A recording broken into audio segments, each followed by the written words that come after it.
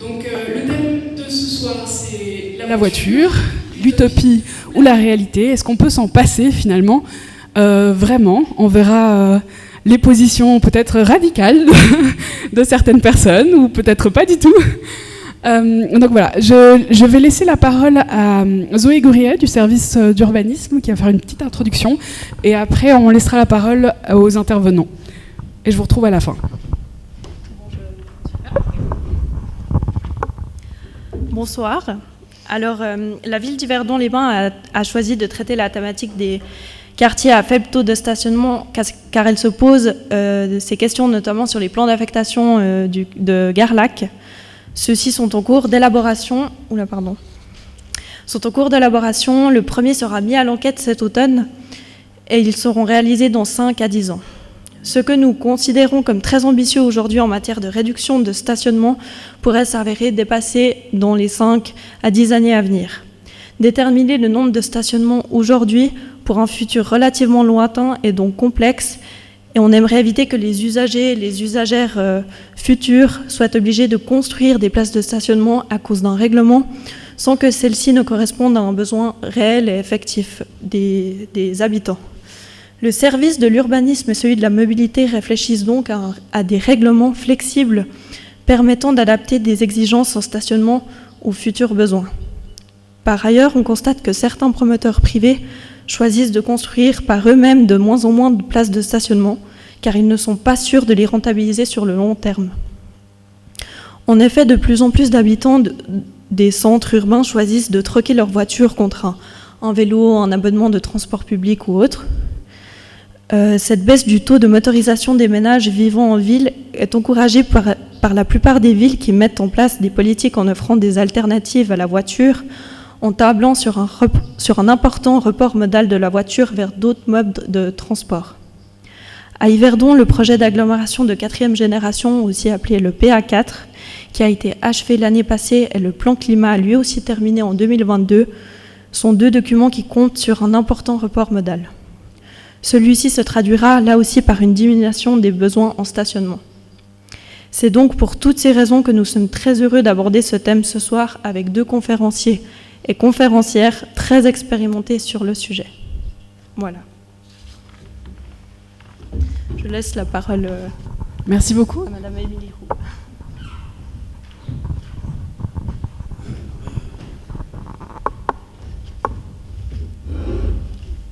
Bonsoir. Donc, Émilie Roux de l'ATE Association Transport et Environnement, en charge de la plateforme Habitat à stationnement réduit pour la Suisse romande et le Tessin. Voilà.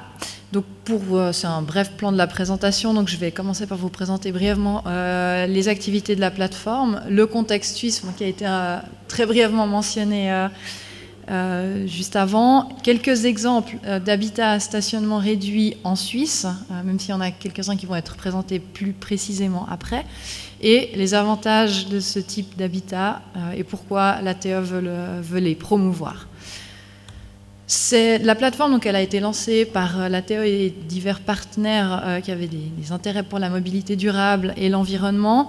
Elle se veut une plateforme sur laquelle on trouve plein d'informations, que ce soit les normes légales par canton, par commune, des bonnes pratiques, mettre en avant également des bonnes pratiques qu'on considère comme bonnes pratiques à travers la Suisse, mais aussi en Europe, d'être aussi une plateforme d'échange en organisant chaque année des séminaires, et puis qui se veut vraiment une grande plateforme d'information. Le contexte suisse, donc ça a été mentionné, le taux de motorisation est en diminution. Donc là, vous voyez que j'ai les chiffres jusqu'à 2015. J'ai exprès pas pris le micro-recensement 2021 pour les raisons que vous connaissez peut-être, notamment avec les chiffres du Covid qui sont très peu représentatifs. Mais ce qu'on remarque justement dans ces grandes villes, c'est cette diminution de la possession d'un véhicule privé qui augmente fortement, et ça va a priori continuer d'après les modèles et perspectives d'avenir. Par ailleurs, On constate de plus en plus des taux de vacances dans les parkings qui sont construits, avec aujourd'hui des normes de stationnement qui sont encore souvent assez rigides. Donc peut-être on va obliger de construire toujours une place par logement, voire une place et demie par logement, et de plus en plus de difficultés à les louer, avec un coût forcément, une grosse perte pour les promoteurs qui construisent ces projets. Là, je vous ai mis pour information une étude qui a été réalisée en 2020 par le Crédit Suisse, qui a constaté un fort taux de vacances des parkings situés dans des communes très bien desservies par les transports publics. Ça a forcément un coût, notamment un calcul moyen de 11% des revenus locatifs qui sont perdus parce qu'on construit trop de places de stationnement.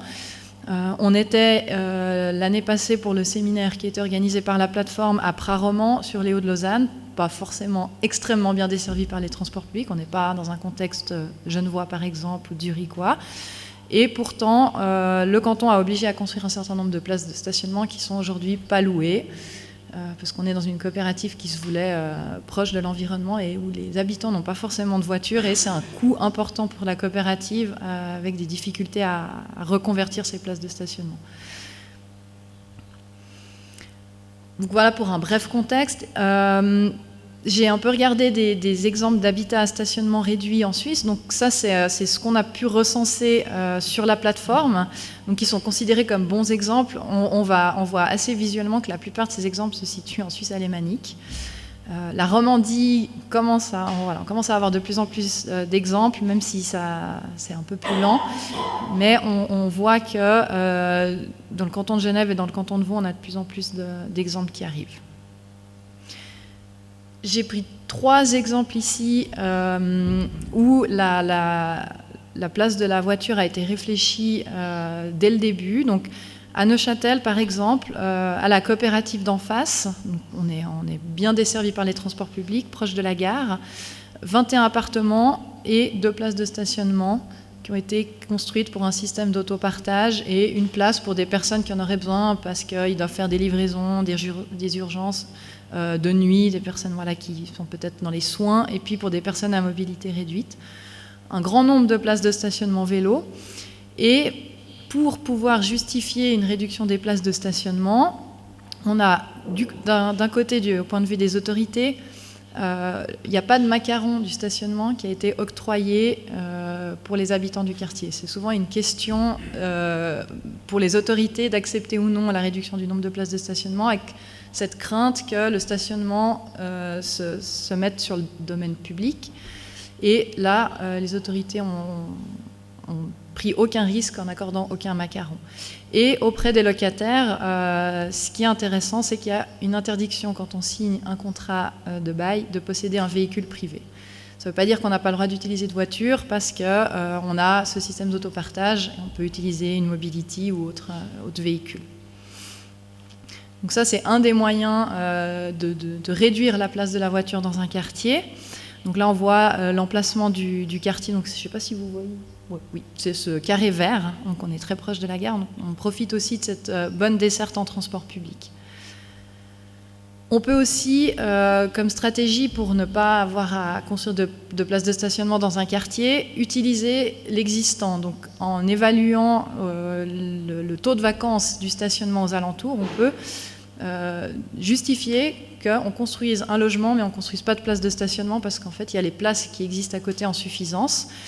C'est le cas de l'Hospice Général pour le projet des Maraîchers à Genève, qui construit 112 appartements et ne va pas construire de place de stationnement avec le projet, puisqu'il a été prouvé qu'il y aurait assez de places disponibles pour les personnes qui auraient besoin d'un véhicule dans les parkings alentours. Là aussi, on parle d'un niveau de desserte en transport public qui est A, donc qui est très très bon, et qui permettra aux personnes qui n'ont pas de véhicule ou qui souhaitent se passer d'un véhicule d'utiliser les modes des transports publics. D'autres solutions qui ont été mises en place, c'est la création de systèmes d'autopartage pour justifier aussi qu'on construise moins de places de stationnement. Donc c'est le cas par exemple de la coopérative Équilibre à Genève, qui a créé un système d'autopartage propre, et comme pour le cas que j'ai présenté à Neuchâtel, les locataires dans les statuts de la coopérative renoncent à posséder un véhicule, et pour les autorités également de refuser le macaron si c'est demandé pour éviter un report du stationnement sur le domaine public. Donc ça permet vraiment de réduire, voilà, c'est des techniques qui ont été utilisées par ces coopératives ou ces promoteurs pour réduire les places de stationnement et qui permettent de justifier auprès des autorités publiques la réduction des places de stationnement, même si le règlement prévoit plus de places. Donc c'est des techniques, je ne sais pas si ce sera évoqué après dans les autres exemples. J'ai du coup exprès omis une quatrième technique qui est la mutualisation, mais qui est le cas des plaines du Loup. Je pense qu'on l'abordera après. Mais voilà, on a plein de possibilités de réduire la place de stationnement sans empêcher les habitants d'utiliser quand même un véhicule. Donc j'ai fait exprès de prendre des exemples romans pour pas non plus faire trop long, et puis il y en a de toute façon pas beaucoup. Les avantages de construire aussi moins de places de stationnement, pour les constructeurs, les investisseurs, c'est aussi des économies en termes de construction, de maintenance des routes, d'aménagement, de refinancement des places de stationnement. On investit moins dans le stationnement, et on investit peut-être plus dans la qualité aussi des espaces publics. On peut baisser les loyers parce qu'on a moins investi dès le départ, c'est le cas des coopératives. Pour les communes, bien évidemment, construire des habitats avec moins de voitures, c'est aussi moins de trafic sur les routes, moins de congestion. Ça réduit fortement le bruit, la pollution, ça améliore la qualité de vie de ses habitants. On a aussi, voilà, en creusant pas en souterrain, on a plus de possibilités de construire vers au-dessus, donc arboriser plus facilement les quartiers. Les commerces locaux de proximité, ils sont aussi plus utilisés, ils sont avantagés par rapport à ces commerces peut-être à l'extérieur d'une ville où on aura y aller en voiture. Donc ça, c'est aussi l'économie locale qui est favorisée. Et bien évidemment, les habitants sont plus en mouvement, donc ça aussi un enjeu de santé publique qui est important et qui peut être un des arguments pour réduire la place de la voiture. Et une meilleure qualité de vie, c'est aussi une bonne image pour la commune.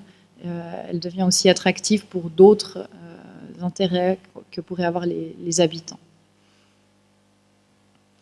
Pour les habitants eux-mêmes, c'est moins de nuisances dans le quartier, moins de bruit, moins de pollution. C'est aussi bien évidemment peut-être moins d'accidents routiers. C'est la possibilité d'avoir plus d'espace pour les habitants, des espaces de jeu, des espaces verts, des espaces de rencontres, des espaces de détente, etc. On promeut forcément aussi le vélo, la marche, on fait la promotion de l'activité physique, et puis le coût des places de stationnement qui sont parfois imputées à la location d'un logement, ils disparaissent. Quand on loue pas une place de stationnement, souvent on nous oblige à prendre un logement avec une place alors qu'on ne l'utilisera pas. Et ça, ces coûts disparaissent. Et on l'a remarqué dans les coopératives avec lesquelles on travaille, c'est des loyers aussi plus bas parce qu'on a investi moins en construisant du stationnement. Voilà pour mon contexte. Merci beaucoup. J'invite Monsieur Laurent Guidetti à prendre la parole.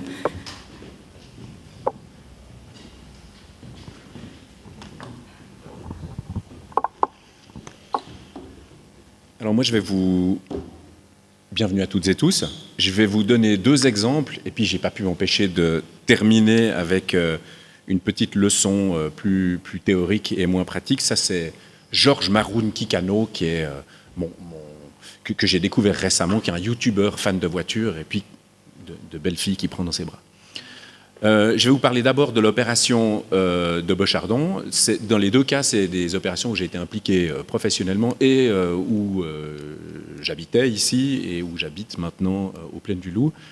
Pour vous montrer un petit peu qu'est-ce qui se passe dans le développement d'un projet quand on parle de stationnement, qu'est-ce qui nous motive, architectes et maîtres d'ouvrage. Là, le maître d'ouvrage, c'est la CODA, qui est une coopérative d'habitants qui milite pour limiter l'emprise de la voiture et donc du stationnement sur ces opérations, parce qu'effectivement, ça coûte très cher et ça prend beaucoup de place, surtout dans une opération extrêmement petite comme celle de Bochardon.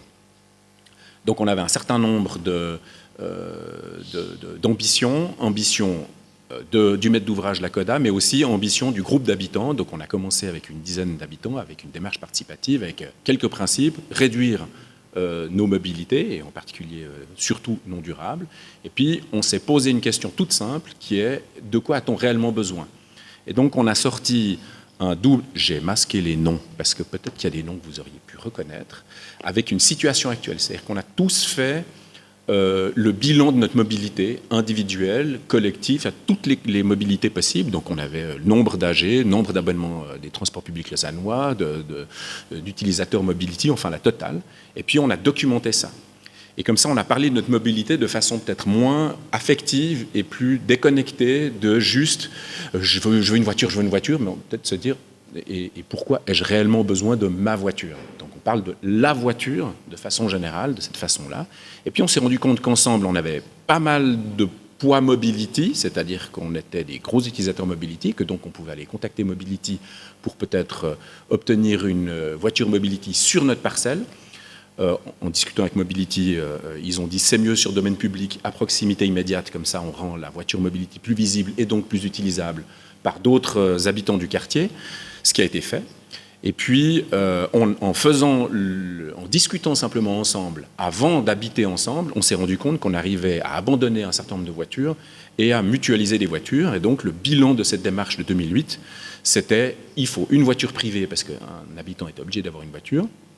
Obligé, c'est-à-dire qu'on n'a pas jugé de son obligation. On ne s'est pas dit non, tu n'as pas le droit. Donc, on l'a laissé avoir le droit d'avoir sa voiture, ce qui est une question philosophique sur laquelle on pourra discuter après.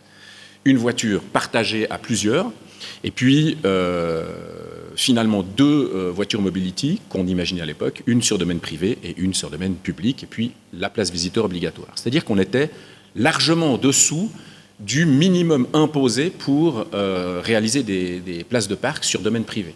Alors pourquoi minimum imposé? Et ça c'est une aberration totale aujourd'hui, enfin je vous la livre, c'est que tous les plans d'affectation prévoient toujours le minimum, parce qu'on doit prévoir sur domaine privé tout ce que le domaine public ne devrait plus avoir à supporter. Alors j'ai rarement vu une politique du stationnement aussi incohérente, parce que dans les faits, on voit toujours ce qu'on doit créer dans les opérations, on ne voit jamais ce qu'on diminue sur domaine public à force de créer des places de stationnement sur domaine privé, et encore moins avec l'évolution du taux de motorisation qui nous a été rappelé par Madame Roux à l'instant. Donc, en faisant le bilan du minimum imposé pour le projet, c'était 9 places de parc, alors que nous, on démontrait qu'on n'avait besoin que de 5 places de parc. Donc, ça a eu un impact important sur le projet, c'est qu'on a pu ne pas faire de parking souterrain. Et ça, sur une petite parcelle comme ça, quand on voit l'emprise non seulement des places de stationnement, mais aussi de l'ensemble des voies pour circuler, pour rebrousser, etc., que prend le stationnement, finalement, c'est une économie sur le projet qui est non seulement en francs, comme ça vous a été rappelé, mais en plus de ça, en place. C'est une place gigantesque. Plus les opérations sont petites, plus la surface par place de stationnement est importante. En fait, quand on planifie un parking, par exemple, un parking extrêmement efficace de centre commercial, on compte 25 mètres carrés par place, parce qu'il faut la place de stationnement et puis il faut l'ensemble de tout ce qui permet d'accéder aux places. Pour un parking de cette nature-là, on est plutôt à 30, voire 40 mètres carrés, et dans les zones villas périphériques, ça peut aller très très haut, c'est-à-dire à 50 mètres carrés pour une place de parc en moyenne. L'enjeu pour la ville de Lausanne, c'était de dire, très bien, vous n'allez pas construire 9 places, on aimerait éviter une dérogation, donc s'il vous plaît, prévoyez 9 places, donc on a dessiné des places dans un jardin, c'est les places qui sont au trétier, et puis on n'a donc pas demandé de dérogation. Et puis, on a signé, la coopérative a signé une convention avec la ville de Lausanne pour garantir qu'on n'allait pas, nous, futurs habitants, ne pas réaliser des places de stationnement sur domaine privé et les reporter sur domaine public en achetant des macarons offerts à tout le quartier. Ce qui pose une question importante d'égalité de traitement, c'est que nous, on nous interdit ce qui est offert à l'ensemble des habitants qui habitent des logements qui datent d'avant le plan d'affectation. La réalité en 2016, quand le bâtiment a été mis en location, c'est qu'il y a des gens qui ont quitté le groupe d'habitants, il y a des gens qui sont arrivés dans le groupe d'habitants, il y a un projet qui a évolué, donc on a pu être un peu plus nombreux que les 10 ménages qui ont participé à la démarche participative, et on s'est rendu compte que des 5 places, dont une visiteur qui était réalisée, on a attribué à 7 véhicules, donc en fait, plus que la capacité. Donc on a dû en discuter, c'est ce que j'appelle gros clash entre voisins, parce que c'est une question qui est extrêmement sensible. On touche à un droit considéré comme absolument infini. Le droit d'avoir une voiture doit être garanti, mais surtout, pour des gens qui n'ont pas la possibilité d'en parler, c'est particulièrement important que de pouvoir en parler, parce que finalement, au fil des ans, on s'est rendu compte qu'il y a des gens qui ont abandonné leur voiture. Donc les sets ont plutôt baissé au fil du temps, parce qu'il faut se rendre compte de ce que c'est que l'abandon d'une voiture émotionnellement, et donc il y a des gens qui réagissent fortement, mais qui, voyant la fréquence du bus 7, voyant la sympathie des voisins, voyant le fait que c'est quand même dommage d'avoir une voiture devant soi, et le prix que ça coûte, en l'occurrence 90 francs par mois à l'air libre, qui ont abandonné leur voiture, pour des raisons aussi autres, personnelles. Et donc, ça a créé alors un manque à gagner sur le plan financier de l'opération, parce que l'opération partait sur 9 fois 90 francs. Donc, il y a eu un petit couac là de plan financier. Et donc, il a fallu augmenter les loyers pour compenser le fait qu'on n'avait plus cette rentrée financière. Ce qui montre qu'il ne faut jamais intégrer ça dans les plans financiers de logement. Il faut absolument rentabiliser ces opérations-là. Sinon, celles et ceux qui n'ont pas de voiture payent pour subventionner le parquage des automobilistes, qui est un véritable scandale et qui, à mon avis, devrait être interdit par la loi. Finalement, on a eu aussi, parce qu'il a fallu négocier avec Mobility et dire combien on serait des bons utilisateurs et le promettre, une voiture Mobility sur domaine public en 2017. Donc, on a aussi pu offrir une offre en mobilité individuelle à proximité immédiate, donc à peu près une centaine de mètres de ses habitants. Et puis la réalité 2023, c'est-à-dire celle que je ne connais pas, puisque j'ai quitté, c'est qu'à nouveau, il y a eu des ménages qui sont arrivés, des nouveaux ménages, dont ceux qui nous ont remplacés. Donc on se retrouve à nouveau avec 7 ménages sans voiture, dont 4 sur place à Bochardon, donc le plan financier s'en trouve amélioré, mais une voiture sur domaine privé, c'est-à-dire des gens qui louent une place ailleurs, et 2 voitures sur domaine public, dans une logique de macaron. Donc quand la ville de Lausanne a signé une convention avec la CODA, elle n'a pas jugé bon de vérifier qu'elle octroierait des macarons, alors qu'elle a dit que jamais elle octroierait de macarons. Donc je le dis ici publiquement, vous pouvez faire un petit contrôle, et puis ça fait aussi partie de la politique du stationnement. Si on regarde ce que ces 7 véhicules sur l'ensemble de l'opération représentent en termes de taux de motorisation, évidemment faire un taux de motorisation sur 44 personnes, c'est un petit peu léger, mais on est quand même à 159 voitures par personne, pour 1000 habitants, ce qui est largement en dessous des 349 du taux de motorisation lausannois, qui est lui-même largement en dessous des 600 du taux de motorisation moyen du canton du Valais, par exemple. K2, les Plaines du Loup. Est-ce que je suis dans les temps, là, ou est-ce que je suis beaucoup trop lent? Ça va? Ouais, ça va. Les Plaines du Loup, c'est un quartier que vous connaissez peut-être en tout cas de nom. C'est un quartier situé dans le nord de la ville, et dès 2006, dans le préavis métamorphose, la ville de Lausanne a indiqué qu'elle voulait vraiment réduire au maximum l'emprise de la voiture. Elle est partie du principe que le taux de stationnement qui allait être imposé dans le cadre du cahier des charges du concours d'urbanisme de 2010, au minimum, c'est-à-dire au minimum imposé par la norme VSS. Alors, imposé, c'est une notion subjective, c'est qu'il y a la norme VSS, qui est la norme qui définit ce genre de calcul-là, et le dimensionnement, de façon complètement, à mon avis, absurde, mais enfin définit que c'est une place pour 100 mètres carrés de surface brute de plancher utile, fois 0,5, quand vraiment on est très bien desservi. Ce qui est intéressant, c'est de voir qu'à Genève, l'écoquartier des Vergers, par exemple, ils ont fait fois 0,7, et qu'aujourd'hui, ils ont beaucoup trop de places, comme à Praromont, où il y a 90 places de stationnement pour 88 logements, d'après ce que j'ai vécu de loin, parce que j'ai assisté au conseil communal lausannois à cette époque-là, complètement surréaliste, parce qu'effectivement, il fallait encore augmenter ces 90, alors qu'aujourd'hui, le parking, en l'occurrence, est vide aux 2 tiers, et qu'il y a un beau panneau qui met place à louer 160 francs par mois. C'est-à-dire que c'est 65 places fois 160 francs le manque à gagner que l'ensemble des habitants doivent se partager. Ce qui est scandaleux. On devrait interdire ce genre de situation. Il faudrait une mécanique économique qui l'empêche. Bon. Je reviens donc aux Plaines du Loup. Le principe qui a été admis à l'époque, au-delà du dimensionnement réduit, c'était de dire qu'il faut répartir le stationnement dans des parking silos, c'est-à-dire hors sol, pas creuser, pas créer des trémies autoroutières. Enfin, l'ensemble de nos villes ont été complètement défigurées par le fait qu'on crée des trémies autoroutières, des entrées de parking. J'ai fait moi-même à peu près 700 photos de ce que j'appelle misère de l'espace moderne, et je vous invite à faire de même. Vous prenez des photos près de chez vous, comme ça, de tout ce que vous trouvez laid, et vous verrez qu'il y a beaucoup de choses comme ça qui sont impactées par la présence de la voiture et l'ensemble des infrastructures qui sont nécessaires.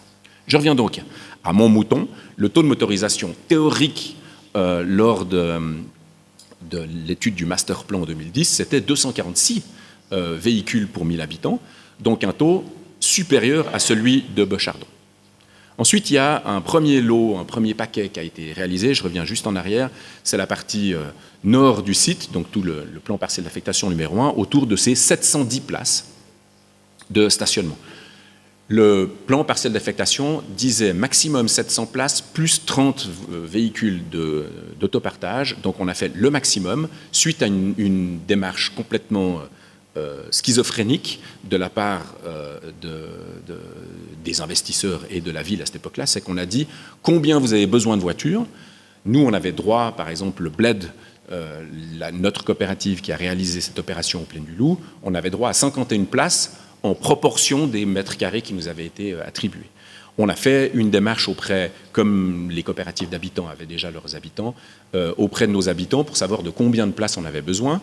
Et on avait besoin de 33 places, et non pas 51. À ce moment-là, certains autres investisseurs se sont précipités en disant on vous prend la différence. Parce que nous, non seulement on a un taux de motorisation qui n'est pas de 246, qu'on prévoit, mais en plus de ça, on vous prendra le solde. Ce que nous avons refusé, on a dit on demande 51. Ensuite, on a redemandé les besoins des habitants du Bled il y a une année à peu près, donc une année avant d'entrer dans le bâtiment, et on a reprécisé les mêmes 33 avec les habitants du moment, ce qui confirmait que 33 pour les à peu près 250 habitants, 240 habitants, c'est à peu près ce qu'il nous fallait. La particularité peut-être, c'est qu'il y a des propriétés dans cette coopérative, c'est donc non seulement de la location, donc la coopérative d'habitants, mais c'est aussi de la propriété d'habitants participative. Et puis le taux de motorisation, il est donc de plutôt 135 en moyenne, donc plutôt inférieur à celui de Bochardon. Mais surtout, ce qui a été particulièrement piquant, c'est que les retraites populaires qui finançaient le parking se sont dit « Non, mais quand ils nous disent 33, c'est sans les PPE, parce que c'est évident que les 13 propriétaires, ils ont besoin de leur place. » Donc on nous a attribué 33 plus 13, sans qu'on le demande, parce que c'est inconcevable dans les représentations que des propriétaires puissent ne pas avoir de véhicule. Et puis, notre gérance, dont je tais le nom, nous a envoyé un mail disant « Ben voilà, maintenant il faut que les personnes qui ont besoin d'une place de stationnement dans le futur parking s'annoncent, mais malheureusement, il n'y a pas autant de places de parc que d'appartements, donc on a une vraie gérance qui, elle, projette aussi ses propres représentations, alors que parmi les PPistes, il y a, à mon avis, une majorité de gens qui n'ont pas de voiture. » On a aussi, dans le même laps de temps, dans le développement du projet, et on l'a fait un peu en tant qu'habitant, donc à compte d'auteur pendant ces 2 dernières années, essayé de favoriser le car sharing et donc l'autopartage dans le quartier. Et donc on a contacté pour ça Mobility pour leur demander une offre, non seulement une offre pour mettre des véhicules en libre accès sur domaine public dans le quartier, et puis pour offrir à tous les habitants, ce qui va être fait pendant 3 ans à partir de juillet 2023, l'accès gratuit à Mobility pour tous les habitants qui le demandent. C'est-à-dire que quand on habite dans ce quartier, on a un accès Mobility, ce qui veut dire qu'en arrivant dans le quartier, non seulement on voit que le prix de la place dans le parking mutualisé, il est de 190 francs, mais en plus de ça, on se dit ouais, peut-être que ce serait l'occasion de lâcher la voiture, et en plus de ça, on m'offre Mobility. Donc on profite de ce, on va dire, moment affectivement lourd du déménagement pour profiter de créer un petit peu ce changement-là. Et je pense que ça marche. Le problème, c'est que les investisseurs qui financent et qui participent à la réalisation du parking doivent eux aussi payer une offre de car sharing qui vient finalement réduire la possibilité de remplir le parking. Donc de nouveau, dans ces questions économiques, il y a des choses qui sont très importantes. C'est pour ça qu'il faut absolument, à mon avis, mutualiser cette question-là à l'échelle d'une politique du stationnement qui est de compétence communale, et donc c'est à la ville de le faire. C'est pour ça que je termine rapidement avec deux considérations. La première, c'est quand on regarde, là vous avez la surface de la ville de Lausanne, avec ses 4138 hectares de surface. Si on prend l'ensemble des places de stationnement, les 96 210 places de stationnement lausannoises, que vous les mettez à 25 mètres carrés seulement, alors qu'elles ne sont pas à 25 mètres carrés, mais c'est vraiment le minimum, on est à 241 hectares confisqués pour le stationnement. Les Plaines du Loup, tout le quartier des Plaines du Loup, 11 000 habitants emplois, c'est 34 hectares. Là, on est à 240 hectares, 241 hectares confisqués par les voitures. Donc là, il y a une vraie question à se poser. Et en plus de ça, avec le taux de motorisation lausannois, il n'y en a que 130 qui servent aux Lausannois. C'est-à-dire qu'il y en a 111 qui servent aux non-Lausannois. C'est-à-dire une politique d'incitation à venir en voiture à Lausanne. Et ça, comme politique du stationnement et de mobilité en général, compte tenu des plans climat, compte tenu des planifications directrices, j'ai beaucoup de peine à comprendre. Donc je pense que si on cherche à transformer les villes, et en particulier à les verdir, à augmenter l'indice de canopée, à planter, il faut déjà penser à ces surfaces-là. Donc évidemment, c'est un rapport de force. C'est un vrai conflit, mais en l'occurrence, il y a 111 hectares qui ne servent pas aux Lausannois. Et puis, quand on regarde un quartier, par exemple un quartier des Alpes, c'est le pire lausannois qu'on ait étudié, mais c'est quand même un quartier qui existe. Quand on prend le périmètre rouge de ce quartier-là, qu'on enlève les bâtiments, 87% de ce quartier est consacré à la voiture, que ce soit la circulation, au stationnement et au chemin qui mène au stationnement. Donc il y a un vrai problème là, un problème qui fait que non seulement la voiture, elle confisque de la surface de façon générale à l'échelle de la commune, mais même quartier par quartier, c'est parce qu'il y a des voitures qu'il n'y a pas de parc, qu'il n'y a pas de jardin, qu'il n'y a pas de place de jeu. Donc il y a une vraie pesée d'intérêt qui n'a jamais été faite. Moi, j'ai jamais voté là-dessus. Mais qui fait qu'aujourd'hui, une bonne partie, pratiquement la moitié de toutes les places de stationnement à Lausanne sont confisquées pour que des gens m'empêchent d'avoir mes enfants qui jouent en bas et qui viennent utiliser ces espaces-là à l'heure où on doit lutter contre des réchauffements et des îlots de chaleur en ville à Lausanne. Et donc, moi, je pense qu'il faut vraiment penser à cet effet-là. Si vous allez sur Google Maps, vous n'êtes pas obligé d'aller à Houston en avion. Vous allez, faites l'exercice d'aller vous balader avec la caméra de Google Maps et de Google Earth et vous verrez l'effet de la voiture quand on a réellement été jusqu'au bout de cette logique-là. Donc je pense qu'on peut éviter d'aller plus loin, ça c'est une chose, et puis revenir en arrière largement. Et puis pour enlever la place de la voiture dans les villes, évidemment qu'il faut enlever la place de la voiture dans nos têtes. Et pour ça, apprendre à s'en passer, c'est comme la drogue finalement. Je pense que quand on a admis qu'il fallait se passer de drogue, et bien finalement on est très heureux. Merci.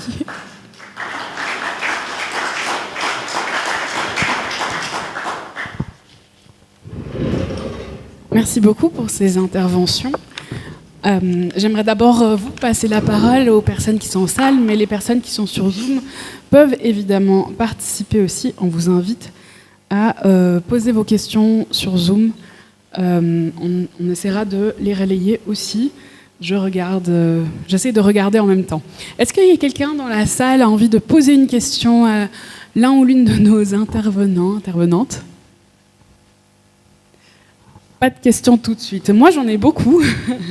J'en ai vraiment beaucoup. Est-ce que, Monsieur Guidetti, une ville doit uniquement tenir compte de ses habitants et habitantes parce que là, vous avez dit qu'il y a des places qui ne sont pas pour les Lausannois, mais au final, Lausanne reste la capitale du canton.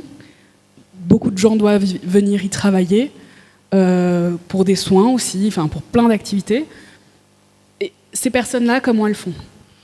Bon, on a un réseau de transport public qui fonctionne très bien. Moi, je ne suis pas pour interdire la voiture. Je trouve que la voiture, c'est un outil extraordinaire. Pour plein de choses, c'est extraordinaire. Donc, je ne suis pas contre la voiture. Je suis contre les automobilistes, en fait. Je suis contre l'usage de la voiture. Ma question était plutôt dans la ville. Est-ce que les collectivités publiques doivent exclure les habitants aux alentours quand ils pensent un plan territorial, justement ? Si je me réfère aux compétences, je pense que la ville de Lausanne ou la commune de Lausanne est compétente sur son territoire. Donc évidemment qu'il y a de fait une différence de traitement qui se fait. Dans les faits, on pourrait penser le territoire au-delà de ça, puisque les pratiques sont différentes.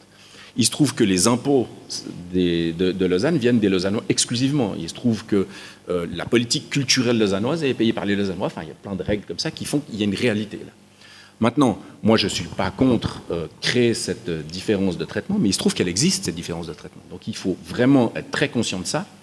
C'est ce qui s'est passé dans plein de situations, mais je ne vais peut-être pas monopoliser la parole non plus. Donc, mais il y a eu plein de situations où la ville de Lausanne, par exemple, a proposé de baisser le prix du tarif du billet de transport public, et puis les autres communes ont dit « oh ben non, on ne veut pas participer de façon plus importante à éponger le déficit des transports publics lausannois ». Donc Lausanne a créé ce qui s'appelait l'abonnement blanc-bleu à l'époque. Et puis finalement, tous les habitants des autres communes se sont dit « oh ben tiens, nous aussi, on aimerait avoir ça ». Ils ont demandé à leur commune, et finalement, on a créé une communauté tarifaire avant l'heure, où les autres communes ont rejoint la communauté de l'abonnement blanc-bleu. Et finalement, comme toutes les communes, sauf deux à l'époque, je crois que c'était Le Mont et Saint-Sulpice dans l'agglomération lausannoise, qui ont refusé d'entrer là-dedans, mais qui avaient largement assez de gens, bah finalement, les transports publics ont intégré la baisse du prix du billet. Ça montre que finalement, il y a vraiment des enjeux et des représentations fortes, et puis qu'on est dans ce rapport-là, quoi. Donc maintenant, à mon avis, il faut aller beaucoup plus loin. Hein. Quand on parle de 96 210 places de parc à Lausanne, il y en a à peu près la moitié de trop. On peut baisser, et surtout, je ne parle pas de changer les pratiques, hein, puisque je parle d'un taux de motorisation à 349, là. Je ne parle pas d'un taux de motorisation comme si on vivait tous, toutes et tous, à 150 ou à 135, comme nous le faisons au Bled. Donc c'est pas du tout une atteinte à la liberté, et c'est surtout un accès à la voiture qui est extrêmement ergonomique, parce que pour l'instant, l'accès à la mobilité à Lausanne est péjoré par l'encombrement de la voiture. Quand je prends mon bus 1, je fais du 2 à l'heure. Madame Roux, vous êtes d'accord avec ces arguments ? Oui, bah alors évidemment. Mais je pense que là où on se rejoint, c'est qu'il faut réfléchir à pourquoi on utilise la voiture. Je pense que c'est aussi un changement à faire dans la tête. Aujourd'hui, on a aussi l'offre qui est à disposition qui fait qu'on ne réfléchit pas forcément à sa mobilité. On sait qu'on va arriver sur son lieu de travail, on a une place de stationnement, on ne va peut-être pas faire l'effort de se dire bah, je vais prendre plutôt le bus, etc. Je pense qu'il faut qu'on se mette aussi à encourager les gens à utiliser la voiture seulement quand elle est nécessaire et qu'on y réfléchisse. C'est aussi un des buts de l'autopartage, de se dire on n'a pas forcément tout le temps un véhicule à disposition, juste en bas, on sort et on a un véhicule, mais l'autopartage permet aussi cette réflexion-là, de réduire la place de la voiture, mais de se dire on va utiliser la voiture vraiment quand on en a besoin. Il y a effectivement des personnes, comme vous dites, qui travaillent de nuit, où les transports publics aujourd'hui ne sont pas forcément suffisamment bons pour se permettre d'aller en transport public, et là, ils auront toujours besoin d'un véhicule. Mais ils n'auront pas forcément besoin d'un véhicule privé, parce que la mobilité ne sera pas non plus utilisée de nuit. Donc on a aujourd'hui une place de la voiture, comme vous l'avez dit, qui permet trop facilement d'utiliser la voiture, et c'est là aussi qu'on peut agir. Et aussi désengorger les villes pour les personnes qui en ont vraiment besoin, ça va aussi les aider. Merci. Je regarde s'il y a des questions, mais je continue sinon. Moi, je pose toutes les... Ah, voilà, monsieur. Et c'est quoi le rêve ? Parce que la voiture, dans la tête des gens, le modèle américain, etc., c'était vraiment la liberté, etc. Pour l'instant, je ne vois pas de rêve, mis à part un peu plus des gamins qui jouent en bas, ok, etc. Mais pour l'instant, il n'y a pas de rêve de voyage, il n'y a pas de... tu présentes pas de rêve, quoi. Une vision. Tu nous fais pas rêver. Non, c'est une excellente question. Une vision, quelle est la vision que le rêve ou la vision ? Moi, je pense que la question du rêve rejoint celle des imaginaires. Finalement, c'est quoi le rêve ? Et ça me rappelle aussi ce que disait Emmanuel Macron quand il répondait aux gens. Voilà, tu me fais penser à Emmanuel Macron. Qui disait je ne crois pas au modèle Amish, quoi. Et puis c'est souvent comme ça quand on a un petit peu des modèles qui sont un peu des modèles caricaturaux. Et c'est pour ça que je montre ça, parce que ça pour moi c'est le rêve que j'aimerais qu'on s'enlève de la tête, mais il y a plein d'autres sous-variantes du rêve. On n'est pas... C'est le rêve de partir de New York pour aller en Californie, c'est ça. Avec des copains, etc. Moi je suis né là-dedans, hein. Donc, j'aimerais bien un rêve. Ouais. Mais je pense que c'est très important de travailler là-dessus. d'abord. J'ai de la peine à répondre comme ça en 2 minutes, mais j'ai une conférence qui s'appelle Bienvenue à Bisouville, qui montre en gros qu'aujourd'hui, on fait une ville qui n'est pas urbaine, c'est-à-dire qui n'est pas le lieu où les gens vivent ensemble, et que donc, on a oublié le rêve d'une vie en commun, d'une vie en société équilibrée, sympathique, c'est-à-dire où mon rêve à moi ne se fait pas aux dépens du rêve des autres. Et donc, de travailler ensemble, et donc, je sais pas, moi, où j'habite au Plaine du Loup maintenant, c'est une densité extrême. Et franchement, c'est pas la densité que j'aurais choisie, hein, qu'on se le dise. Mais c'est une densité de 3,5 d'IUS, pour celles et ceux qui voient, et une densité à l'échelle du périmètre du quartier de 1,7. C'est énorme, quoi. Mais je suis au milieu d'une cour, entouré d'immeubles de R+8. Moi, je suis au 4e. Et puis, j'ai un jardin où 100% de l'espace est du jardin. Et j'ai pas un bruit de voiture. C'est-à-dire que je viens de Bochardon à Chailly, pour celles et ceux qui connaissent, qui est un quartier très vert, très verdoyant, et considéré comme privilégié. Et je me sens aujourd'hui privilégié de plus avoir ces bruits en permanence qui me sont imposés par le trafic, finalement. Donc, mon rêve, en fait, il est tout à fait simple, mais je ne vois pas mon rêve aux dépens du rêve des autres, parce que ça, c'est vraiment toute la logique qui a mené à cette ville de Houston, c'est-à-dire la logique du privilège. Et je suis contre les privilèges, même pour moi. Tu me crois pas. Non, mais on sent tes références, mais il n'y a pas de problème pour moi. Simplement, il faut inventer ce rêve, il faut inventer cette nouvelle vie. Et pour l'instant... Vous êtes tous les bienvenus chez moi, pour voir comme ça marche. Mais mon fils a... C'est déjà inventé, hein, ça existe. Dans 15 jours, il habitera à côté de chez toi, mon fils. Donc, je connais bien le quartier aussi. Mais voilà, il n'y a pas de problème. Oui, j'arrive. Juste une précision, les Plaines du Loup, pour ceux et celles qui ne connaissent pas, mais je suis sûre que la salle connaît bien, ça se trouve pas loin d'une entrée d'autoroute. Oui. Donc c'est intéressant aussi de voir ça. Mais en même temps, les Plaines du Loup posent aussi une autre question. Je me permets juste de poser cette question avant. Est-ce que cette discussion n'est pas au fond une discussion de privilégiés, de riches ? Vous habitez dans une coopérative, on n'a pas tous les moyens d'y habiter. On n'a pas tous les moyens de se passer aujourd'hui, actuellement, au tenté de notre voiture. Par rapport à ces questions-là de justice sociale, d'égalité, comment vous positionnez-vous ? Bon, moi, je ne me positionne pas parce que je constate les catégories de logements qu'il y a. Il y a un tiers de logements subventionnés au Plaine du Loup. Nous, on n'a pas dû subventionner et nos logements, ils sont à 245 francs par mètre carré an. Donc faites le calcul et comparé à Lausanne. Et donc c'est du neuf, Minergie, P, équivalent éco, la totale. Maintenant, on peut toujours dire, oui, mais ça c'est un truc de privilégié. Moi, je pense que cette question, elle est orientée. C'est-à-dire que si vous la posez, c'est parce que c'est toujours dans une logique un peu défensive de dire, oui, mais bon, on ne peut pas faire autrement, etc. Ben, oui, on peut faire autrement. Est-ce que c'est pas ça qui pose problème, en fait ? Il faudrait inventer la ville rétroactive, c'est-à-dire qu'en gros, la ville qui existe partout ailleurs, pourquoi est-ce qu'elle est encore soumise aux règles du marché et qui fait que pour des habitats bien pourris au centre-ville, avec plein de véhicules de tout le monde qui passent sous les fenêtres, on paye aussi cher.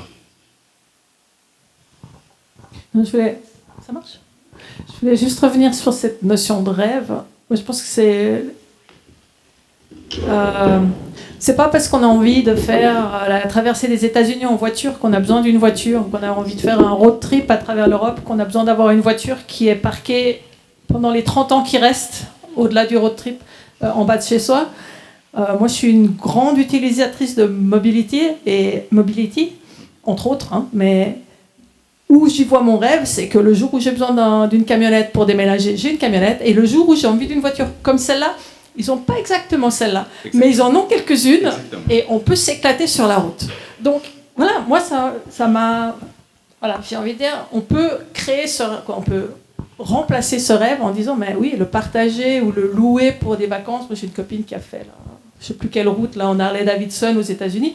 Elle n'a pas son Harley-Davidson à la maison, elle ne l'a pas embarqué en avion jusque là-bas. Ils ont loué des Harley, tout un groupe de 30 personnes, je crois, pour 3 semaines. Et ils sont fait leur rêve. Donc on n'a pas besoin d'être propriétaire pour pouvoir faire son rêve. Magnifique. Si vous permettez, je prends juste une question qui est en ligne Marie-Pascale LB vous demande plutôt, les parkings en silo ne sont-ils pas largement préférables aux parkings souterrains? Si vous le pensez, quels arguments?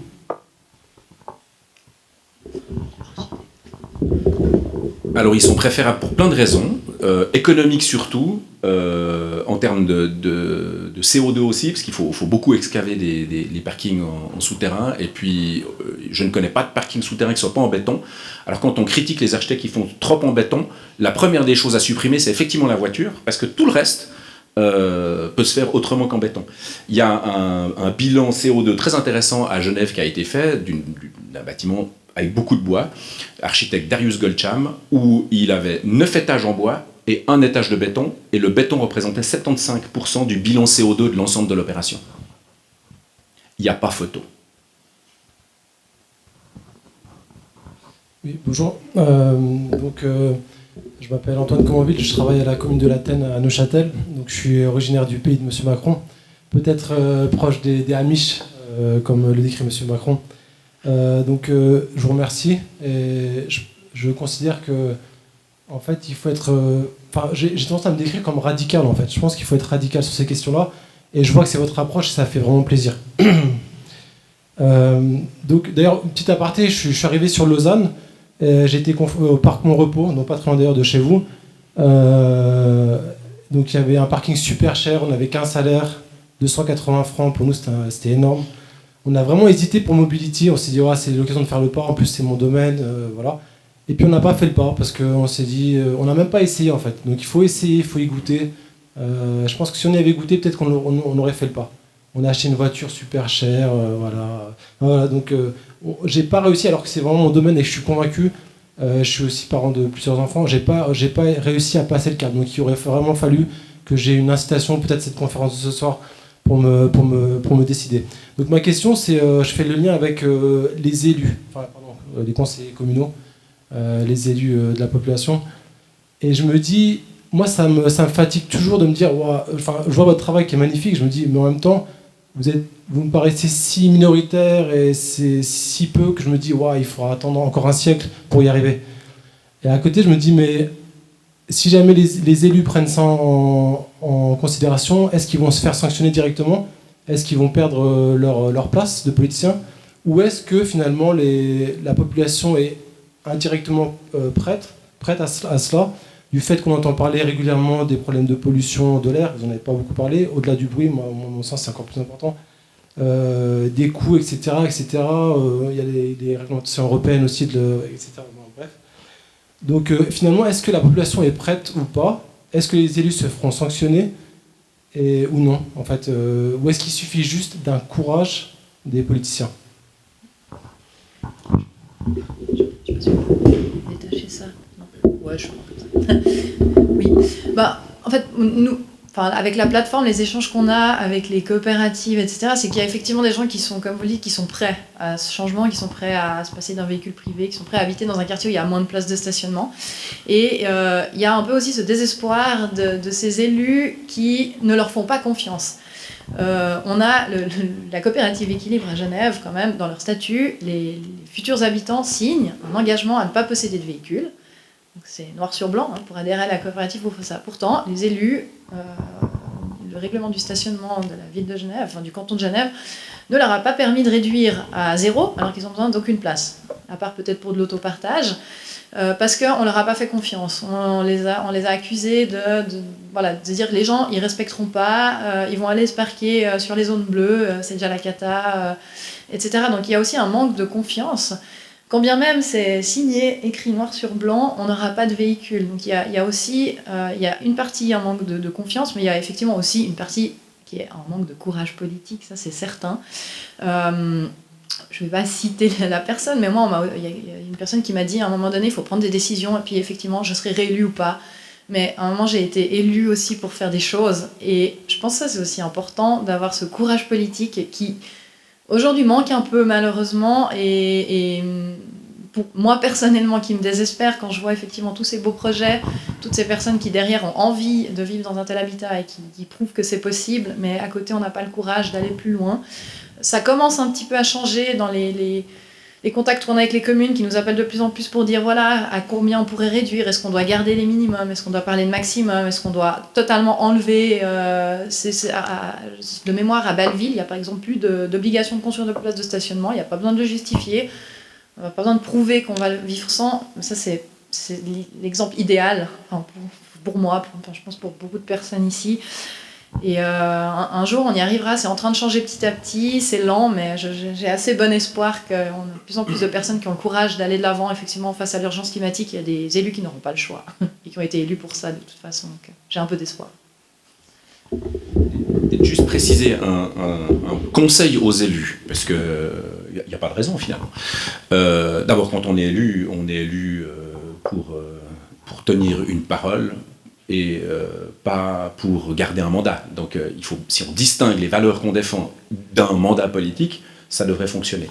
Maintenant, on n'a pas toutes et tous les mêmes valeurs non plus, donc il faut le reconnaître. Et donc, moi j'aurais un conseil, c'est d'être un petit peu plus humble face à cette tâche-là, et puis d'essayer, quoi, hein, changer un peu nos pratiques. Là maintenant, on a une logique tellement infrastructurelle, tellement lourde, on fait des ouvrages, ça coûte tellement cher, c'est tellement lourd, ça passe par des processus incroyables, qu'on ne peut pas se permettre d'avoir tort. Or moi je milite pour essayer les trucs, et donc se forcer à oser avoir tort. Pour une raison simple, c'est que si on remplace, comme un petit peu ça s'est fait pendant le Covid, des places de parc par des pistes cyclables, ben on essaye, puis on regarde ce que ça donne, puis on évalue, mais on l'évalue honnêtement, hein, toutes et tous ensemble. On fait des tests, on évalue quand les commerçants disent « c'est pas possible, ça va baisser mon chiffre d'affaires ». Puis tout d'un coup, ils se taisent après, quand leur chiffre d'affaires il fait x1,5. Je trouve que c'est limite malhonnête. Donc, il faut essayer, et puis il faut s'impliquer, parce que c'est dans l'intérêt de toutes et tous, y compris les habitants de la ville, que les commerces fonctionnent, qu'il y ait de la vie, etc. Donc, essayons des trucs. Essayons d'enlever les 44 000 places à Lausanne, puis on verra bien ce que ça donne. Le problème, c'est que, comme on est justement dans cette logique de... politicienne, on va dire, c'est que on enlève 300 places comme ça c'est fait, mais c'est tollé général, il y a des initiatives, des pétitions qui sont lancées mais on parle de 300 places, et moi je vous ai parlé de 96 210. Donc, on parle de quelque chose de complètement marginal, et sur la qualité de vie, c'est-à-dire on ne pourra jamais évaluer si d'enlever ces 300 places a réellement un effet, et sur l'impact, c'est-à-dire la mission qu'on a, qui est une mission quasi divine. En signant les accords de Paris, les Suisses doivent diviser leurs émissions de CO2 par 27. C'est moins 96%. Et là, on ergote sur 300 places. Non mais, ça va pas, quoi. Il y a un problème de juste mesure, quoi. Donc, probablement que les esprits vont aussi un peu évoluer du fait qu'on va se rendre compte, à prendre en conscience de l'énormité de la tâche qu'on a, parce qu'on n'a tout simplement pas le choix, quoi. Merci, moi j'avais justement une question sur ce que peuvent faire les autorités au-delà de la planification, parce qu'il y a les chiffres, est-ce que c'est des minima, des maxima, combien, 0, 100, 139. Il y a le seuil psychologique de moins d'un véhicule par logement, ça c'est vraiment une barrière mentale pour beaucoup de gens. Mais après, vous n'avez pas masqué non plus les difficultés dans l'allocation de la ressource, ça peut être le clash, comme vous disiez, c'est... qui a le droit, qui n'a pas le droit, comment on arbitre, est-ce que c'est le travail, est-ce que c'est les loisirs, est-ce que c'est le prix, vous avez parlé de 160, 190 francs, c'est aussi une manière d'arbitrer. Et je voulais vous demander, qu'est-ce que vous pensez que les pouvoirs publics devraient faire, ou pourraient faire? Est-ce qu'on fixe des plafonds, et puis après c'est l'autogestion complète, les locataires, les propres coopératives s'autogèrent, ou est-ce qu'il y a des formes de partenariat, de conventions, de relations de cogestion entre l'espace public et l'espace privé qui sont nécessaires, et dans quel sens?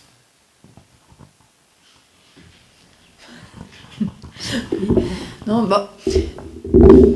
C'est vrai qu'il y a beaucoup de cas où du moment qu'on fixe un minimum à construire, ça rend aussi frileux certaines coopératives. Enfin, on bloque certaines personnes qui veulent construire moins. Donc, on a partout ces minimums qui rassurent. Mais il bloque l'avancée aussi de ces projets sans voiture. C'est toujours délicat. D'un côté, on a ces gens qui veulent, ces gens qui veulent pas. Il y a des gens qui ont besoin, il y a des gens qui n'ont pas besoin. Mais je pense qu'en laissant peut-être un peu plus de liberté, on a aussi des outils aujourd'hui à disposition qui sont par exemple ce niveau de desserte. Il n'y a pas de justification aujourd'hui dans un endroit où on a, je sais pas, 5 lignes de bus, une gare, d'obliger à construire, je sais pas, une place de stationnement par logement parce qu'on sait pertinemment que dans des endroits bien desservis, les gens se passent plus facilement d'un véhicule. C'est clair que des endroits moins bien desservis, la question elle se pose un peu plus, mais on peut évaluer ces besoins. Il y a des cas où on connaît déjà les futurs habitants, ça effectivement, ça c'est le cas idéal et c'est parfait. On a des cas où on connaît moins, mais on sait que forcément, vu le contexte, on aura des gens moins motorisés. Et puis, franchement, les tendances vont quand même vers moins de motorisation et vers plus de partage. Donc, il faudra plus évaluer les besoins en partage que les besoins de quelque chose de fixe. Et un de ces enjeux, c'est peut-être la mutualisation. On a ces parkings qui sont... On n'a pas un parking par logement. On n'a pas forcément une place attribuée. Ce qui fait qu'on réfléchit aussi plus à l'utilisation de sa voiture, à la garder ou pas, parce qu'on n'est pas sûr de l'avoir. Les gens qui en auront besoin garderont leur véhicule et utiliseront les places tous les jours, mais ceux qui ne sont pas sûrs d'avoir, ils vont peut-être se dire « je ne vais pas sortir ». Il y a plein d'outils aujourd'hui qui permettent, à mon avis, d'évaluer assez bien le besoin en place pour ne plus forcément parler de minimum ou de maximum à construire dans les règlements communaux. Moi, il y a un outil que j'ai trouvé extrêmement intéressant en France, et puis à cause de Macron, ça n'a pas marché. C'est l'Assemblée citoyenne. C'est que finalement, si on pose un objectif clair et qu'on fait participer des gens, ils vont parler de la voiture comme d'un truc à gérer, quoi, d'une politique à gérer, et non pas de ma voiture en tant qu'intérêt à défendre.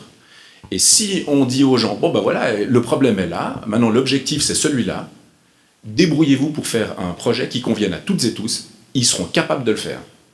Et je pense que le gros problème, c'est que tout le système démocratique d'une part, mais peut-être même notre façon culturelle de faire de la politique, c'est toujours par la défense d'intérêts, c'est toujours par le lobby. Alors le problème, c'est qu'on cherche des clashs comme ça, à opposer des gens. Et c'est vrai, moi, maintenant, je serais volontiers le lobbyiste anti-automobiliste, juste pour montrer que cette réalité-là existe. Mais si maintenant je me mets à table avec plein d'automobilistes, puis qu'on dit, bon, bah, maintenant, le budget voiture, il est de temps. Puis on se fixe ça, et on l'explique pourquoi, dans un cadre qui est clair, exactement comme la Convention citoyenne pour le climat. On fixe ce cadre-là, les gens vont trouver une solution. Et surtout, pas le prix. Parce que pourquoi tout d'un coup il y en a un qui aurait plus le droit juste parce qu'il est plus riche? C'est clairement créer un privilège. Il y a plein d'autres choses qui pourraient être justifiées. Par exemple, je dois amener mon enfant cancéreux, je prends des cas bien lourds, hein, comme ça. Mais il y a plein de bonnes raisons. On a des handicaps, il y a des besoins, je me lève très tôt, comme vous le disiez avant. Donc c'est sûr qu'il y a des raisons. Et franchement, ce serait dommage d'opposer des gens en créant des monstres privilégiés qui ont aucun besoin, mais qui ont 5 voitures juste parce qu'ils le peuvent, et puis la très grande majorité qui souffre uniquement de ces privilégiés. C'est le meilleur moyen pour faire une société qui va clasher ça, ou ça va être la révolte, quoi. Enfin, moi, je dois dire, je me sens révolté aujourd'hui. Donc, méfiez-vous, automobilistes. Tant qu'on n'a pas cette assemblée citoyenne, on peut discuter ensemble et se mettre d'accord, j'aurai la possibilité d'entendre vos besoins et puis de dire oui, bah d'accord, quoi. Je vais prendre une question en ligne. Ouais, là, je mets le niveau de la provocation suffisamment haut pour qu'il y ait des réponses en ligne, quand même, des questions en ligne. Non, il n'y a pas de réponse en ligne, mais moi j'ai une question avant de passer en ligne. Je vois très bien votre position très radicale, très affirmée, anti-voiture, anti-automobiliste, quitte à les caricaturer et aller dans l'extrême. Mais est-ce que vous-même, vous entendez ce qu'ils ont à dire ? Est-ce que vous comprenez que ce discours que vous portez n'est pas audible pour toute la population ? Parce vous parliez d'intérêt, mais la réalité des gens, elle est tout aussi légitime en fait, d'être mise sur la table, enfin, de décrire la réalité des gens, de mettre ça en avant, c'est totalement légitime. Donc, que diriez-vous à un ouvrier du second œuvre qui doit prendre sa voiture très tôt le matin, rien de plus que ce que j'ai dit là, faire 2 heures de transport pour aller à je ne sais où travailler, puis revenir avec toute la fatigue peut-être sur le chemin chercher ses enfants. Concrètement, entre la théorie et la pratique, je comprends bien l'idée des assemblées citoyennes, encore que la participation politique, il faudrait qu'elle soit pleine. Mais qu'est-ce que vous avez à dire aux personnes qui ne peuvent pas entendre? J'ai dit, prends ta voiture. Voilà, j'ai répondu à votre question. J'ai pas compris, pardon. J'ai dit, à cet ouvrier, je dis, prends ta voiture. Ok. Si t'as pas le choix, prends ta voiture. Voilà. J'ai répondu à la question. Est-ce que c'est une question individuelle, parce que c'est le cas d'un ouvrier, ou est-ce que c'est une question sociétale? La question, en fait, elle est là. C'est de savoir, tout le monde a une bonne justification pour tout. Taylor Swift, avec ses 8000 tonnes et son jet privé en 6 mois, en 7 mois l'année passée, elle a une bonne justification. Et quand on regarde la page Wikipédia de Taylor Swift, c'est un ange. La question, en fait, c'est pas à moi de juger, quoi. Moi, je ne crois même pas en Dieu.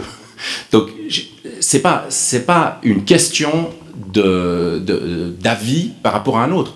Moi, je me mets dans une posture qui est une posture collective. C'est-à-dire, en gros, quel est le territoire qu'on doit avoir, quelle est la ville qu'on doit avoir, quels sont les modes de vie qu'on doit avoir, et on doit les choisir collectivement. Et je me soumets au choix démocratique. Mais il n'y a pas de choix démocratique, là. La somme des intérêts privés n'est pas un choix démocratique. Donc je dis à cette personne, continue d'utiliser ta voiture. Très bien, merci. Alors je vais lire quelques questions en ligne. Pourquoi parle-t-on d'évaluer les besoins alors que dans une ville on doit s'adapter à l'existant? Si on baisse la possibilité d'avoir une voiture, les gens s'adapteront, n'est-ce pas? Une décision politique, simplement politique. Moi je dis oui tout à fait, mais il faut faire très attention aux effets, aux dommages collatéraux, c'est-à-dire qui aura encore accès, qui n'y aura plus accès. Et ça doit être un choix démocratique, un choix délibéré. On doit dire, il n'y a pas de raison que cet ouvrier-là, dont vous me parliez avant, lui, il n'ait pas le droit, juste parce que mon voisin ultra riche, lui, il y a droit. Est-ce que les vélos partagés et des parkings vélos suffisants et sécurisés font aussi partie des considérations dans ce genre de projet? Oui, je pense qu'effectivement, on parle de réduire la place de la voiture, mais à côté, il faut accompagner tout ça. Donc effectivement, il faut des meilleurs réseaux cyclables, parce qu'un des modes évidents pour remplacer la voiture aujourd'hui, c'est le vélo, voire le vélo électrique, les vélos cargo quand on parle d'une famille, ou de course, ou même un déménagement. Aujourd'hui, on peut déménager en vélo cargo. Si l'infrastructure ne suit pas et qu'on n'a pas confiance, il y a des personnes qui n'oseront pas faire le pas, qui sont peut-être juste à la limite. Donc c'est clair, il faut accompagner. Il faut aussi accompagner d'une offre de transport public pour les personnes qui devront se passer d'un véhicule. Il y a tout un package, d'ailleurs, dans les coopératives ou d'autres. C'est pas forcément que des coopératives qui réduisent la place de la voiture dans les projets. Souvent, c'est accompagné. On met un service de réparation de vélo, on fait des prêts de charrette si on veut transporter du matériel. On a des cas où, avec le loyer, on a des rabais sur les abonnements de transport public, ou bien, par exemple, cette offre mobility gratuite. C'est juste excellent pour promouvoir. Donc, il y a effectivement des choses qui doivent être mises en place pour accompagner les commerces de proximité, etc., qui sont aussi le rôle des collectivités publiques. Oui, j'ai juste une question. Par rapport à Laurent, c'est clair, t'es un bobo, t'habites un quartier lausannois, etc., donc il n'y a pas de problème. Que fais-tu du petit ouvrier qui travaille, qui habite à je sais plus, à Cossel, près de Concise, etc. Oui, donc... il a droit à une voiture, lui. C'est bon. Il a droit à une voiture. Il a droit. Il a même 2 questions, il a droit à 2 voitures. Ouais.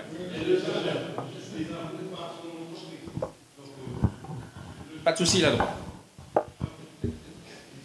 Alors moi, j'ai une petite constatation.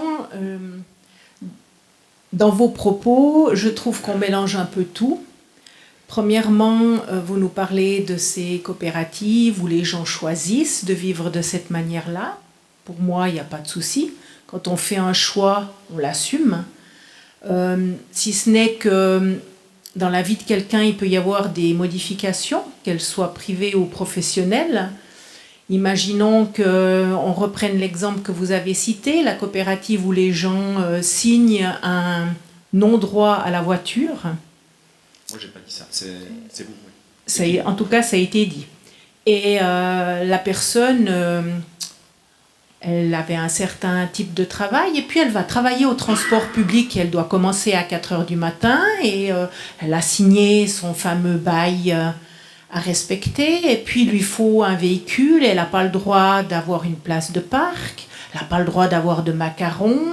Alors elle a 2 solutions, soit elle change de logement, ça implique moult difficultés, en trouver un autre, changer ses enfants peut-être d'école, enfin vous imaginez tout ce que ça procure. Ou alors, parce qu'elle ne devrait pas faire, mais ce qu'elle risque bien de faire, c'est-à-dire se prendre un véhicule, puis aller garer un peu plus loin, en serrant les fesses qu'il n'y ait personne qui la dénonce, et voilà, ça c'est un exemple. Quand on choisit d'être dans une coopérative telle que celle-là, personnellement, je trouve que c'est très bien. J'encourage les gens qui peuvent se le permettre, mais je n'aimerais pas que ce genre de façon de penser devienne imposée aux autres, qui eux peut-être n'auront pas cette possibilité-là. Et je trouve que le débat, il est en train de partir dans cette direction. Et cette façon-là d'envisager, de se poser la question, mais les autorités, qu'est-ce qu'elles peuvent faire, qu'est-ce qu'elles vont faire, qu'est-ce qu'elles doivent faire pour restreindre certains types de libertés, personnellement, ça me déplaît. Une autre chose, je termine juste, personnellement, je suis chez Mobility, je vais à vélo, je vais beaucoup à pied, mais j'ai un véhicule également. Je l'utilise quand c'est nécessaire, je ne parque pas sur une place de domaine public parce que je m'assume et je loue un garage que je paye. Donc j'estime que je n'empiète pas sur le domaine public, je laisse la place à quelqu'un d'autre de pouvoir se garer, quelqu'un qui n'aurait peut-être pas pu en trouver un de garage ou qui n'aurait peut-être pas pu se permettre de le payer. Parce que l'expérience d'Yverdon, le prix exact actuellement, je ne le connais pas, mais moi, mon garage, je le paye 120 francs par mois, ça me fait 1400 francs par année. Un macaron, c'est dans les 300 et des poussières sur le domaine public. Donc j'estime que je n'empiète pas, je ne mange pas le domaine public pour quelqu'un d'autre qui ne pourrait pas se le permettre. Ça, c'est un premier point. Tout ce que j'aimerais, c'est que ça ne devienne pas dans l'autre sens une façon pour les politiques d'imposer, parce que il y a des tendances à l'heure actuelle qui se mettent en place, tendances qui peuvent être positives, mais tendances qui peuvent être aussi écrasantes pour les autres, et ça, personnellement, j'aimerais bien que tout le monde y pense. Oui, allez-y. Ouais. Alors peut-être pour préciser effectivement le cas de la coopérative Équilibre, donc dans les statuts on signe un renoncement à un véhicule privé, mais il y a des dérogations possibles si justement pour des personnes qui ont besoin. C'est le cas d'ailleurs dans certains bâtiments de la coopérative. Il y a des personnes, comme vous le dites, qui ont du matériel et qui doivent aller au milieu de la nuit se déplacer. Eux ont une place de stationnement, donc on les exclut pas. Ils ne doivent pas déménager si leur statut professionnel change ou si ils ont voilà. C'est un statut de la coopérative avec des possibilités de dérogation et il n'y a aucun cas de quartier où ils ont réduit la place de la voiture, où des gens qui avaient vraiment besoin d'un véhicule n'ont pas pu avoir de place de stationnement. Je pense que c'est effectivement important. C'est un peu la même chose que ce que vous disiez. On ne parle pas d'interdire d'utiliser la voiture, mais de réfléchir mieux à quand on l'utilise. Et ceux qui ont vraiment besoin, ils continueront à pouvoir l'utiliser. On n'est pas à des cas extrêmes où on a 0 place de stationnement. Il y a des places qui sont construites. Elles sont évaluées et la question peut aussi se poser pour des personnes à mobilité réduite, pour des personnes âgées.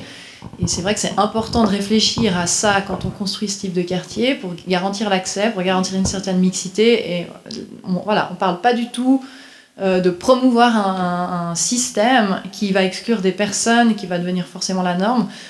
Actuellement, on est quand même plutôt dans l'inverse où on n'autorise pas à construire moins. Donc, on n'y est pas pour tout de suite, mais j'insiste vraiment qu'il y a toujours des dérogations, il y a toujours des possibilités et on n'est pas en train d'interdire l'utilisation de la voiture. On est dans une société, on va aussi plus vers le partage.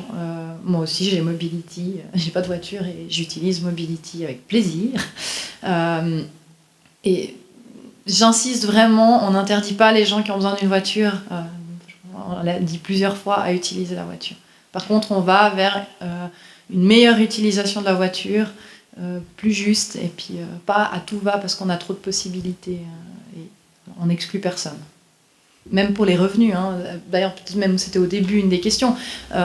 Toutes les coopératives où on construit moins de stationnements ont des loyers plus bas.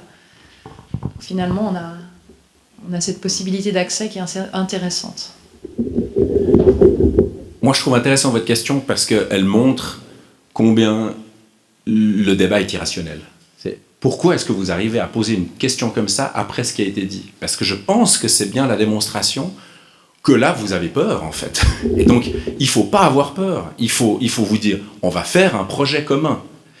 Il n'y a pas de solution autrement que comme ça. Sinon, on va créer justement ces conflits. Et donc, quand vous dites, vous me faites peur avec votre système sans voiture, etc., alors que rien n'a été dit comme ça. Je pense que, moi en tout cas, j'entends ça. Et je vous dis, il ne faut pas avoir peur pour vous. Il faut essayer de voir tout ce que vous allez y gagner. Et donc ça, c'est pas un imaginaire que moi je vais vous imposer. Il faut le construire ensemble. C'est pour ça que les assemblées citoyennes sont super. Construire ensemble, tester le truc, hein, essayer un peu comme ça. Et accessoirement, je sais, parce que j'avais aussi une voiture, moi, et puis je l'ai aussi abandonnée. Je sais ce que c'est que ce moment-là, quoi. C'est un moment extrêmement compliqué, c'est un peu du même ordre que déménager, quoi. Tout d'un coup, on se dit, oulala, est-ce que ça va être possible, parce que je perds un bout de liberté et tout. Et puis, en fait, on y gagne. Enfin, moi, à mon avis, on y gagne.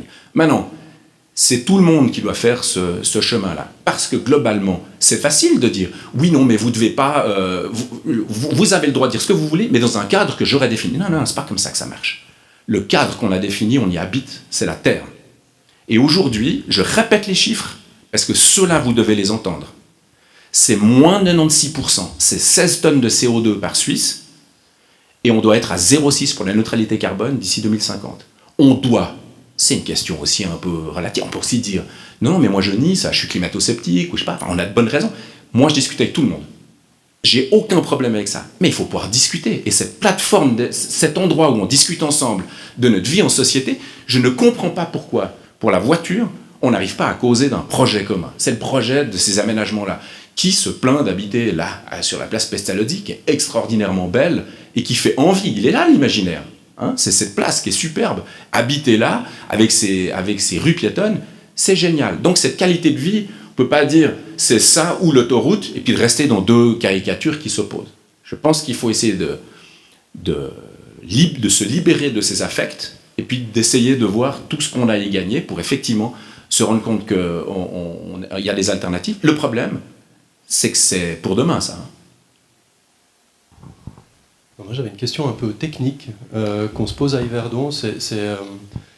Quand on fait un parking silo, comme par exemple au Plaines du Loup, ou dans d'autres exemples que vous documentez sur la plateforme, à un moment donné, on le dimensionne en fonction des besoins qu'on a pu évaluer au moment où les constructions sont faites.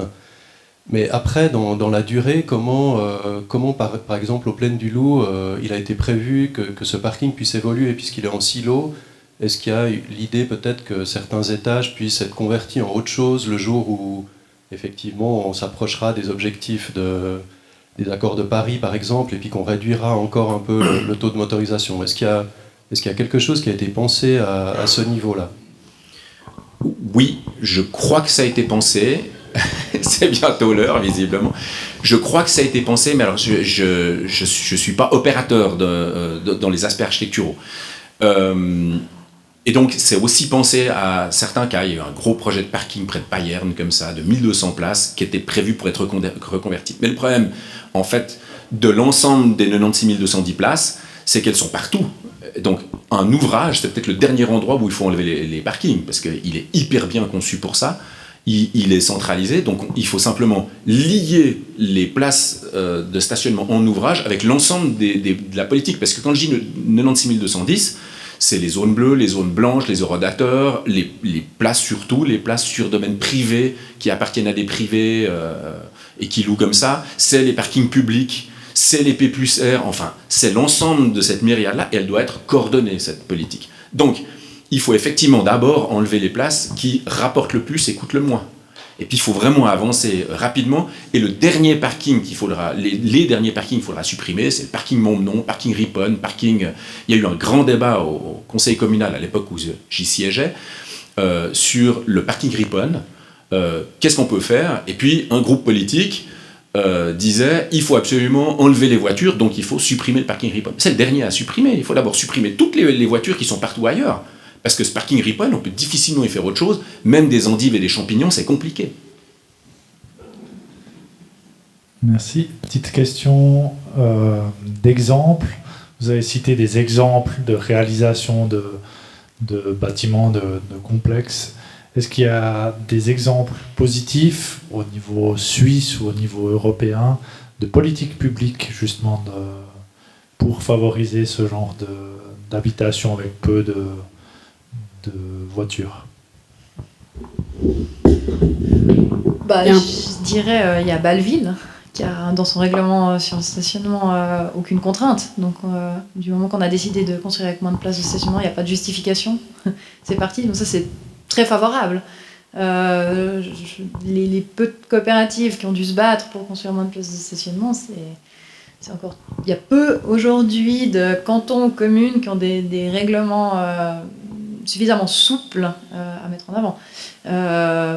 Après, on a les exemples toujours nordiques. On y revient toujours dans la mobilité, mais bon, voilà, ils sont bons. On a eu dans le cadre d'un séminaire, on a eu des exemples en Suède et des exemples en Allemagne. Les discussions qu'on avait en Suisse, ils étaient hallucinés qu'on en parle encore aujourd'hui. On dise, vous êtes en plein centre-ville et vous avez dû construire 50 places, qu'est-ce qui vous est arrivé? Eux, ils étaient un peu, qu'est-ce qui bloque chez vous? Après, de l'autre côté, par contre, moi j'ai eu des discussions avec des Français qui avaient des projets, qui avaient des envies de projets similaires et qui étaient là, mais vous êtes incroyablement avancés. Donc ça dépend d'où on se place, mais je dirais que Bâle-Ville, pour la Suisse, je pense que c'est le plus avancé. Et puis, ça commence à bouger dans d'autres cantons. Genève fait pas mal d'efforts là-dessus, de plus en plus. Et dans certaines communes aussi, ça va venir. Et puis sinon, faut aller regarder dans le nord. Merci. Il y a beaucoup de commentaires et de questions en ligne. Certaines, je ne vais pas les lire. Je suis vraiment désolée, mais les délires soviétiques, je ne vois pas à quoi ça fait référence exactement. En tout cas dans ce contexte-là. Une question qui me paraît intéressante, la voiture propre ne va-t-elle pas finalement retarder le fait qu'on se passe de la voiture et ses projets en fait, les réductions de places de parking dans les villes et ailleurs? Et aussi, je couple juste la question à une autre qui est aussi en ligne. Est-ce que vous n'opposez pas au fond ville et campagne quand vous développez ces projets? Si on n'oppose pas les intérêts des gens qui habitent en ville et ceux qui habitent en campagne.